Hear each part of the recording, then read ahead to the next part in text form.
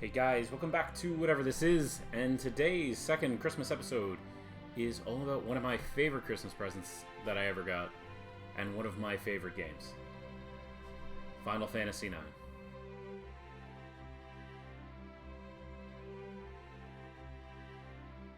So guys, a little while ago, Final Fantasy IX actually had its 20th anniversary. I was wanting to make a video on it, but something caught my eye on that game that I needed to make sure I got a copy of it before I even did the video. And let's just start with the beginning before I get to that part. But this is Final Fantasy IX. This is the original copy I had way back in 2000 when I got the game. And I had no interest when it came out. This is my favorite Final Fantasy game. To me, this is what all the Final Fantasies kind of ultimately came to, which is a lot of other people's opinions of that game. And I remember getting it for Christmas, and it was really awesome because I didn't think anything of it. I don't even remember putting it down saying that I wanted it. I think my mom may have just saw it and goes, "Oh, Final Fantasy, he likes that, let's buy it for him." And I got it, and I know I didn't play it right away, but I eventually did start playing it, and it was really good. A lot of people didn't like the art style, and I think for me, that this initial art style on the box art, I didn't really care for. But as I've gotten older, this art style is just so charming to me. I loved it. And I really got into the game to the point where I bought the strategy guide, and it is notoriously well known for being one of the worst strategy guides ever because they wanted you to use the online, which is a site that's no longer functioning. I don't think it was functioning 5 years after it ended. Ugh, it was awful. Luckily, over the years, there are ways to mitigate that, usually, through online methods. But I love this game so much, and it makes me think of Christmas all the time, because I remember sitting there playing it, and I used to have in my game room these little ugly Christmas lights up on the ceiling mostly all year round, because we wanted some kind of cool lighting. And I'd always think of that time when my area looked like that, so I bought this game. I liked it so much that I saw this at an EB Games. This is actually a sealed copy.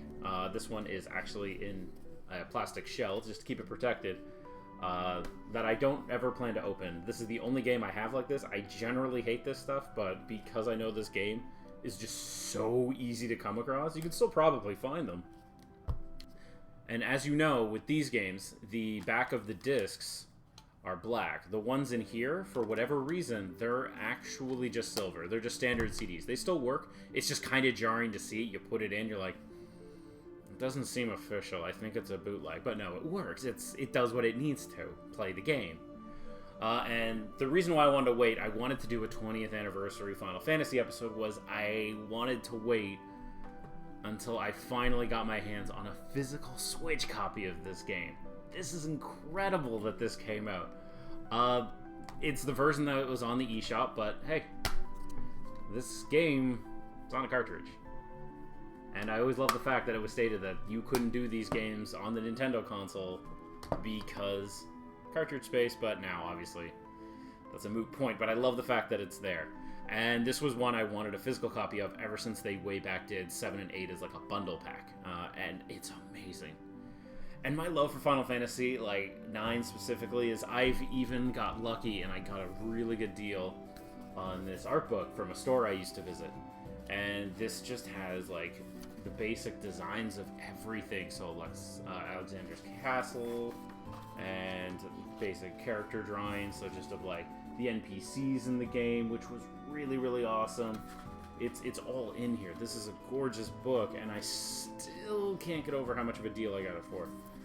But they just have everything in here from just that basic art. I love this game to pieces. And again, it is, to me, my favorite Christmas game, because at this point now, this game, to me, is just perfect comfort food. And let's come back around with the book to me mentioning the strategy guide. A few years ago, I got very lucky and found out they were actually reprinting a few strategy guides as special editions for big titles. One of them being Final Fantasy 7, 8, and 9. They did them in a bundle. So they came in a big box like this. This has all 3 strategy guides for the PlayStation Final Fantasies. I wish they did a 4, 5, 6. They might have, and I just missed it, but I would have loved that one. But these are gorgeous interpretations of the strategy guides. They are pretty much verbatim what the official releases were back then with lithogram art. I'll probably do a video on these later, but 8, 7, and of course 9. The reason why I'm bringing this out is because for 9, it's very important. So it is just the strategy guide that got released officially, but when it comes to the Go Online, with this version, they actually added it as a part in the back.